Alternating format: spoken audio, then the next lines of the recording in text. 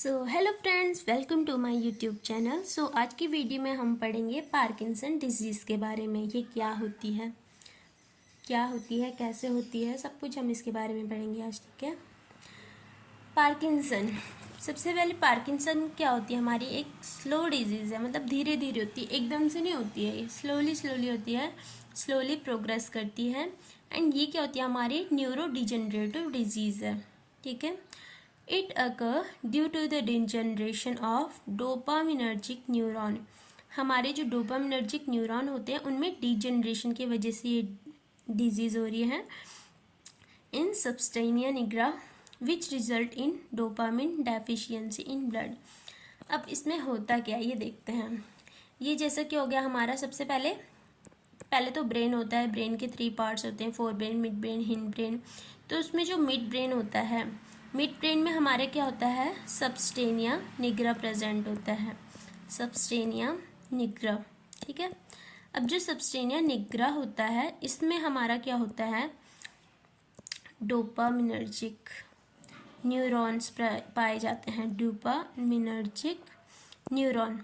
अब जो हमारे डोपामिनर्जिक न्यूरॉन होते हैं ये क्या कर रहे हैं? हमारे डोपामिन का फॉर्मेशन कर रहे हैं। ये क्या कर रहे हैं? हमारे डोपामिन का फॉर्मेशन कर रहे हैं।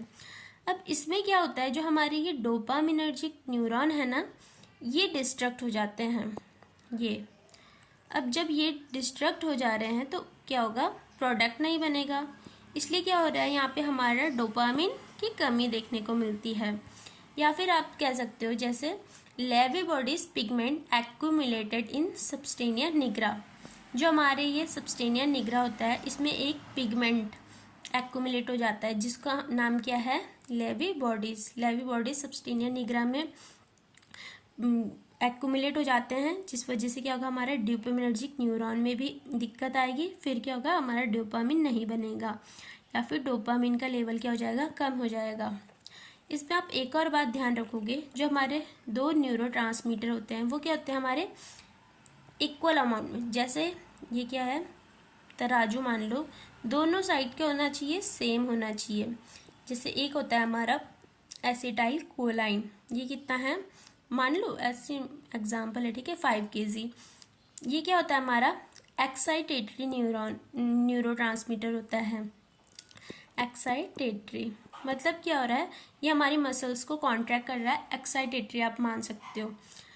और दूसरा हमारा क्या होता है? डोपामिन। इसको भी क्या मानोगे आप? 5 kg। ठीक है। ये क्या होता है? हमारा इनहिबिटरी न्यूरोट्रांसमीटर होता है, ये हमारा इनहिबिटरी। ठीक है, न्यूरोट्रांसमीटर NTM। अब हमारी बॉडी में ये इन दोनों का जो रेशियो है ना वो 1:1 ही होना चाहिए, तभी क्या होएगा? हमारा नॉर्मल, हमारी क्या होगी? मसल्स पे नॉर्मली जो मूवमेंट होती है वो सब कुछ देखने को मिलेगा। अब जैसे इस कंडीशन में क्या हो रहा है? आपने देखा डोपामिन क्या हो रहा है? कम हो रहा है। जैसे ये क्या हो गया? अब 3 kg हो गया, तो ऑफ कोर्स इसके तुलना में क्या हो रहा है? ये 5 kg बढ़ रहा है। तो अब ये क्या हो जाएगा? तराजू का पलड़ा इधर साइड भारी हो जाएगा। ठीक है, इधर साइड पलड़ा भारी हो गया, तो अब ये ऐसे जाएगा, ये ऊपर आ गया। इस वजह से क्या होगी? हमारी बॉडी में क्या होगा? डिफरेंट टाइप ऑफ सिम्टम्स देखने को मिलेंगे। या तो किस वजह से हो रहा है? हमारा ACH बढ़ने की वजह से, एज कम्पेयर टू ACH बढ़ ही तो रहा है। या फिर सिम्टम आएंगे हमारे डोपामिन के कम होने की वजह से। 2 टाइप के सिम्टम हमारी बॉडी में देखने को मिलेंगे। इतना क्लियर है? ये इसकी क्या थी आपके लिए, जैसे किसी को PPT वगैरह बनानी होगी तो उसके लिए पूरी थ्योरी है। उसके बाद हम देखते हैं नेक्स्ट स्लाइड में कॉजेस, ये हो किस किस वजह से रहा है। तो फर्स्ट वन जो एक्चुअल कॉज है वो तो क्या है? अननोन है। लेकिन ये क्या होता है? हमारा मेनली ओल्ड एज वाले पीपल्स में देखने को मिलता है, more than 50 years of age में। ठीक है। मेल पेशेंट में ये क्या होता है? ज़्यादा देखने को मिलता है। और या फिर किसी पेशेंट को क्या है? ट्रॉमा हुआ है, उस वजह से उसका मिड ब्रेन में जैसे इंजरी हो गई तो उसका इसमें देखने को मिल सकता है। या फिर फैमिली हिस्ट्री में उसमें देखने को मिल सकता है। या फिर जो पेशेंट है वो क्या कर रहा है? एंटीसाइकोटिक ड्रग ले रहा है। एंटीसाइकोटिक ड्रग के वजह से ये क्या होता है? हमारी डोपामिन का वैल्यू जो होता है डिक्रीज होता है। या फिर पेशेंट को क्या है? स्ट्रेस, इन्फेक्शन या फिर सीवियर या फिर एथेरोस्क्लेरोसिस की कंडीशन में भी देखने को मिलता है। अब हम देखते हैं इसमें क्या क्या साइन एंड सिम्टम्स देखने को मिलते हैं पेशेंट में। जैसे मैंने अभी आपको बताया था कि जो साइन एंड सिम्टम है या फिर वो डिक्रीज एसिटाइलकोलाइन की वजह से, ACH की वजह से देखने को मिलेंगे, या फिर डोपामिन के डिक्रीज होने की वजह से मिलेंगे। ठीक है, तो ACH इंक्रीज होने की वजह से क्या होता है, मसल में क्या होती है, जल्दी जल्दी कॉन्ट्रैक्शन देखने को मिलती है। तो फर्स्ट वन इसमें क्या होगा, ट्रीमर्स देखने को मिलेंगे। ट्रीमर्स, रेस्टिंग ट्रीमर और पिल रोलिंग ट्रीमर। पिल रोलिंग में मतलब क्या होता है, जैसे हमारी जो इंडेक्स फिंगर एंड थंब है वो उनको क्या करेगा, ऐसे ऐसे रोल करता रहेगा, तो इसी को हम क्या बोलते हैं, पिल रोलिंग ट्रीमर्स बोलते हैं। ठीक है, उसके बाद आता है हमारा मसल टोन, इसमें इंक्रीज देखने को मिलती है, इसको बोलते हैं कोगविल रिजिडिटी। ठीक है, not easily fold hand, not smooth contact. इसमें पेशेंट में क्या होते हैं, स्मूथ कॉन्ट्रैक्ट्स नहीं देखने को मिलते हैं। पिल रोलिंग को आप क्या बोल सकते हो, या फिर ट्रीमर्स ऑफ हैंड भी बोल सकते हो। ओके, और इसमें क्या देखने को मिलता है, कोगविल रिजिडिटी। कोगविल रिजिडिटी का मतलब क्या होता है, movement of arms passively towards body and jerk, like इसको हम जैसे रथ का पहिया बोल सकते हैं। पेशेंट क्या होता है, अपने हाथ इजीली फोल्ड नहीं कर पाता है, इसमें देखने को मिलता है। इसमें जैसे क्वेश्चन पूछा जा सकता है कि फर्स्ट सिम्टम्स क्या देखने को मिलता है, तो फर्स्ट सिम्टम का आंसर आपका आएगा ट्रेमर। जो ये ट्रेमर होते हैं, फर्स्ट सिम्टम देखने को मिलता है पार्किंसन वाले पेशेंट में। ये दूर कब होता है, जैसे पेशेंट क्या कर रहा है, कोई पर्पसफुली मूवमेंट कर रहा है, वर्क कर रहा है अपना, तो ये देखने को नहीं मिलता। लेकिन जैसे पेशेंट खाली बैठा हो तो उसको क्या होता है, धीरे धीरे ट्रेमर शुरू हो जाते हैं। ठीक है, उसके बाद हम देखते हैं डिक्रीज डोपामिन की वजह से। इसमें कौन कौन से सिम्टम देखने को मिलते हैं। फर्स्ट वन है हमारा ब्रेडिकाइनेजिया। ब्रेडिकाइनेजिया का मीन्स क्या होता है, स्लो मूवमेंट। अगर आप पेशेंट को देखोगे तो जो उसके मूवमेंट है, जो भी वर्क कर रहा है, वो स्लोली स्लोली कर रहा है। ठीक है, उसके बाद आता है आपका माइक्रोग्राफिया। माइक्रोग्राफिया मतलब क्या होता है, उसकी अगर आप उसको लिखने को कुछ बोलोगे ना, तो उसकी बहुत क्या होगी, स्मॉल हैंड राइटिंग होंगे। अभी आप मेरी मत देखना, स्मॉल हैंड राइटिंग। उसके बाद आता है आपका मोनोटोनस स्पीच, मतलब एक ही टोन में बात करेगा। मतलब जैसे हमारा क्या होता है, कभी टोन क्या होती है, ऊपर होती है, नीचे होती है, लेकिन उसमें अगर आप टोन देखोगे ना, तो मोनोटोनस एक ही टोन में चलती है उसकी। नेक्स्ट आता है मास्क लाइक फेस, मतलब कोई भी फेशियल एक्सप्रेशन नहीं है। ठीक है, ये किस वजह से देखने को मिलता है mask like face, due to damage या फिर affection of basal ganglia. Basal ganglia के अफेक्ट होने के से क्या होता है, मास्क लाइक फेस देखने को मिलता है। उसके बाद अगर पेशेंट में आप देखोगे तो रोलिंग ऑफ सलाइवा देखने को मिलता है, मतलब सलाइवा क्या हो रहा है, बाहर गिर रहा है। ठीक है, सफलिंग गेट। सफलिंग गेट मतलब क्या होता है, पेशेंट क्या है, छोटे छोटे कदम से चल रहा है। मतलब जैसे हमारा क्या होता है, एक पैर यहाँ पे, दूसरा पैर यहाँ पे, तीसरा यहाँ पे, ऐसे ही चलता है ना, उसका क्या होगा, छोटा छोटा पैर ऐसे ऐसे कदम रख रहा है।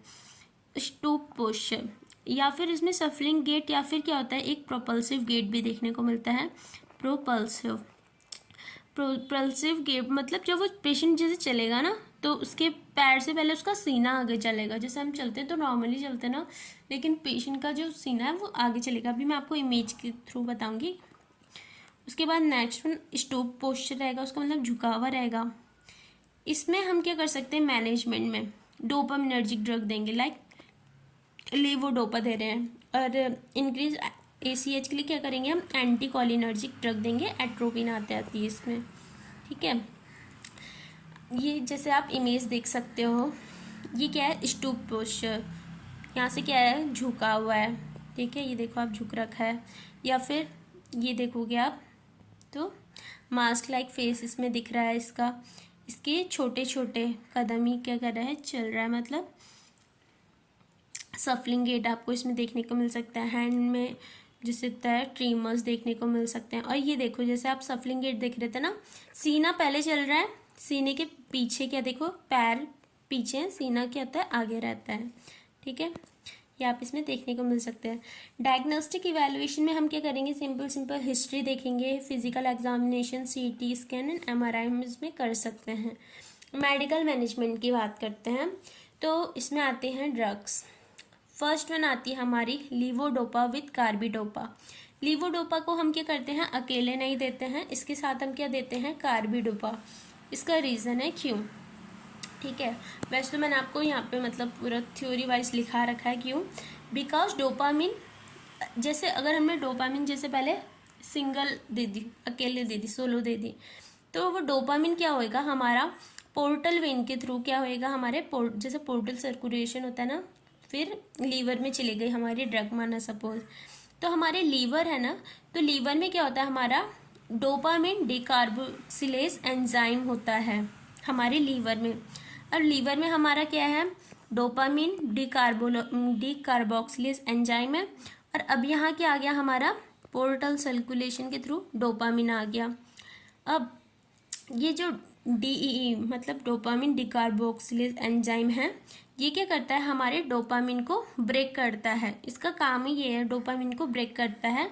और यहीं पे क्या होगा, इसका मेटाबोलाइजेशन हो जाएगा, ठीक है। अब यहीं पे अब इसका मेटाबोलाइज हो गया ये लीवर में ही, तो अब इसका तो कुछ बचा ही नहीं। और इसको तो कहाँ जाना था, हमारे ब्लड ब्रेन बैरियर को क्रॉस करके कहाँ जाना था, ब्रेन में जाना था, वहाँ इसको अपना काम दिखाना था, ठीक है। लेकिन अब क्या हो रहा है, लीवर में ही क्या हो गया, मेटाबोलाइज हो गया, एकदम खत्म हो गया, इसलिए यह इसके अपने क्या है टारगेट ऑर्गन में नहीं पहुंच पाया। इसलिए हम क्या करते हैं, इसको सोलो नहीं देंगे। इसके लिए हम क्या करेंगे, सबसे पहले पेशेंट को क्या करते हैं, कार्बिडोपा देते हैं, carbidopa. So firstly give carbidopa to patient. Carbidopa क्या करती है, जो हमारा ये एंजाइम था ना, डोपामिन डिकार्बोक्सिलेज एंजाइम था, इसको क्या करेगी, इनहिबिट कर देगी। अब जब इनहिबिट कर देगी तो ये क्या करेगा, डोपामिन को मेटाबोलाइज नहीं करेगा, और डोपामिन हमारा अपना कहाँ चल जाएगा, ब्रेन में चले जाएगा, अपना काम करेगा, अपना जो भी उसका इफेक्ट है वो शो करेगा, ठीक है। अब नेक्स्ट ड्रग के बारे में देखते हैं, उसको और कौन कौन सी ड्रग दे सकते हैं। ब्रोमोक्रिप्टिन, ब्रोमोक्रिप्टिन इसको हम क्या करते हैं, ये हमारा क्या होता है, डोपामिन की जो रिसेप्टर होते हैं उनको स्टिमुलेट करेगा। इस वजह से क्या हो जाएगा, हमारा डोपामिन इंक्रीज हो जाएगा। लेकिन इसके साथ साथ ये क्या करता है, हमारा जो मिल्क प्रोडक्शन होता है ना, जैसे जो लेडीज़ होती हैं ब्रेस्ट फीड करवा रही होती हैं, उनमें मिल्क प्रोडक्शन को क्या कर देता है, डिक्रीज कर देता है। इसलिए ये जो ड्रग होती है ब्रोमोक्रिप्टिन, तुम उसको नहीं दे सकते, मतलब जैसे लैक्टेटिंग मदर होती है ना, उनमें ये कॉन्ट्राइंडिकेटेड हो जाती है। उसके बाद MAOI का मतलब है मोनो अमाइनो ऑक्साइडेज इनहिबिटर। ये क्या करती है, हमारे जो MAO एंजाइम है उनको क्या करेगी, ब्लॉक कर देगी, और हमारे जो लीवोडोपा होता है उनको इंक्रीज कर देगी। उसके बाद आता है आपका एंटीकोलिनर्जिक। एंटीकोलिनर्जिक मैंने आपको बताया था किसमें देते हैं हम, जब हमारे जैसे SH इंक्रीज हो गई उस कंडीशन में हम क्या देते हैं, एंटीकोलिनर्जिक देते हैं। उसके बाद आपका आता है क्या, एंटीहिस्टामिन। एंटीहिस्टामिन का भी क्या होता है, एंटीकोलिनर्जिक इफेक्ट देखने को मिलता है। उसके बाद जो हमारी एंटी पार्किंसन या फिर एंटीवायरल ड्रग भी हम क्या कर सकते हैं, पेशेंट को दे सकते हैं। ये मैंने आपको बता दिया, लीवोडोपा से पहले क्या करना है, कार्बिडोपा देना होता है।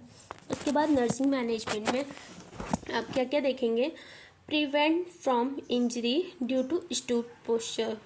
पेशेंट का जैसे स्टूप पोस्चर है या फिर उसको क्या आ रहे हैं, ट्रीमर आ रहे हैं, सफलिंगेट है, इस वजह से हमने क्या करना है, उसको इंजरी से सबसे पहले प्रिवेंट करना है। ये हमारी फर्स्ट प्रायोरिटी आती है, save the patient, safety of patient first priority. उसके बाद उसको क्या करेंगे हम, स्लीप इन फर्म सरफेस मतलब हार्ड सरफेस में उसको क्या करना है, सुलाना होता है, ताकि उसका जो पोस्चर है वो ठीक हो सके। Avoid vitamin B6 because it effect of anti Parkinson medicine. जब हम क्या कर रहे हैं, एंटी पार्किंसन मेडिसिन ले रहे हैं, तो उसमें इसको अवॉइड करना होता है विटामिन B6 को, क्योंकि ये जो हमारी एंटी पार्किंसन मेडिसिन की इफेक्ट है उसको अफेक्ट कर रही है, मतलब डिक्रीज कर रही है, ठीक है। ये इम्पॉर्टेंट पॉइंट है, पेपर में आता है, मतलब किस चीज़ को अवॉइड करोगे आप। पेशेंट का हमने एयरवे मेंटेन रखना है। Provide small frequent high protein and calorie fibre and soft diet. ऐसी डाइट उसको प्रोवाइड करवानी है।